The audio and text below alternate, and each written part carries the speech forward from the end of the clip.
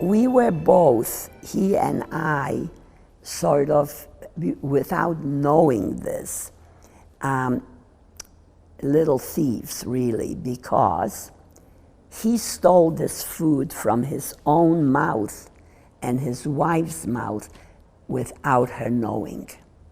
She didn't know what he was doing. And I was scared to tell my mother. So when I received this, whatever it was, I would grab my brother, run into our space where we lived. We would sit down on the cot and eat it all up. Whatever it was, even raw potato. I was afraid to tell my mother what was going on. And he did not tell his wife what he was doing.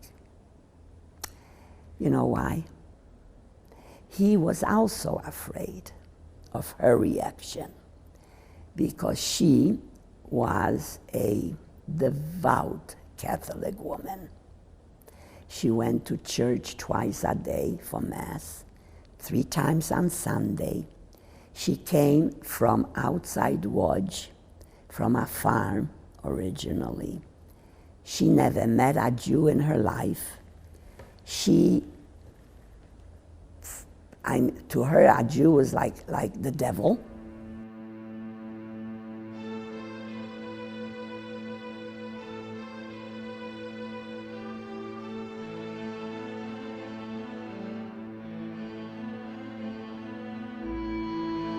He opened up the whole door, and then he opened up the door to his apartment, and there stood Mrs. Turkin.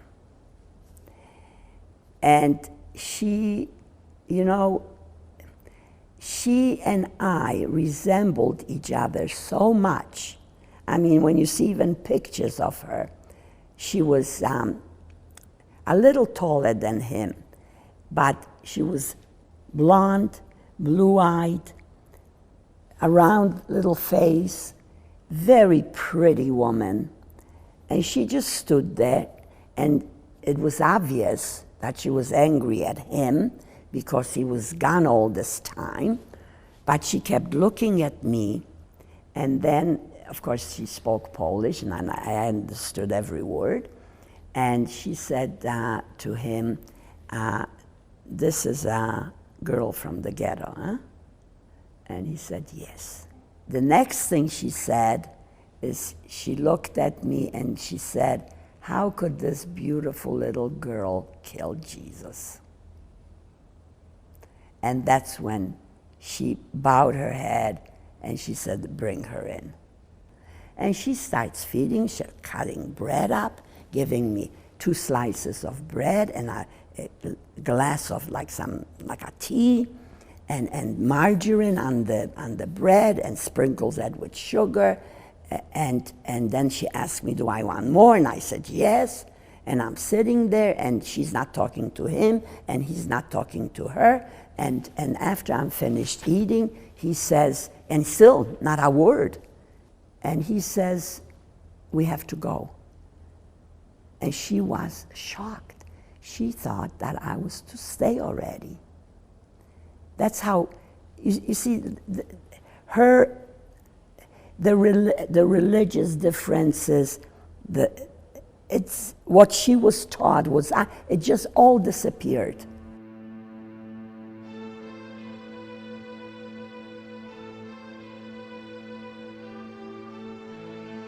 She said, you go when the gates open up, whichever way we are told to go, you go the opposite way.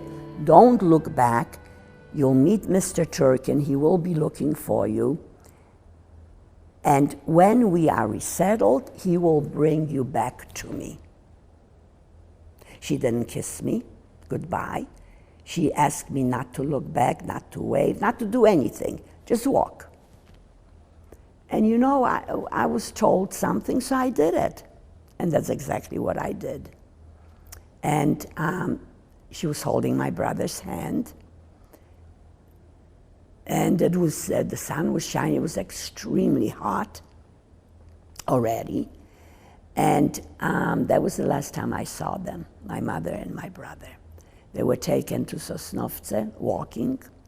They waited for 3 days before they got into train by train into Auschwitz, directly into the gas chamber ovens, and perished.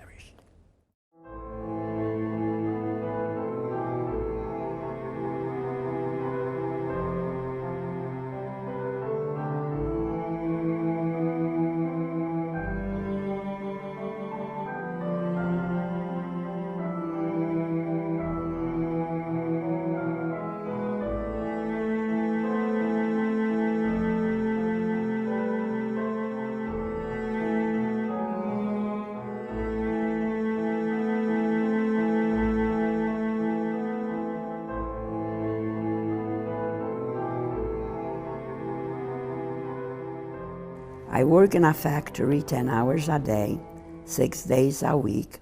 My pay is a bowl of soup, more like water, and 2 slices of bread. I manage to feed my children from work I do at night. I want you to know that I was able to leave my shindle with a Polish man whose name is Mr. Turkin. I met him only a few months ago. I never met his wife. But my heart knows that they are very decent people and that they will take care of Shandel with love. My sister, I want you to know that I had nothing material to give to these 2 very brave people. It is my sweet child that I gave them. I thank God for Mr. Turkin. I am sure that he and his wife will save my child's life. I am writing this letter to you during the last days of my life. We are expecting death any time now. We know what kind of death to expect.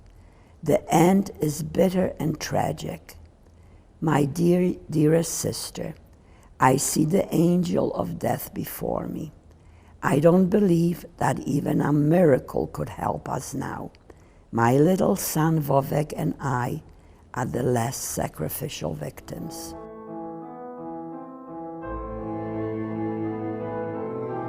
This is what I feel, that I was most fortunate to have 2 mothers. And one mother who gave me life, and one mother who saved my life.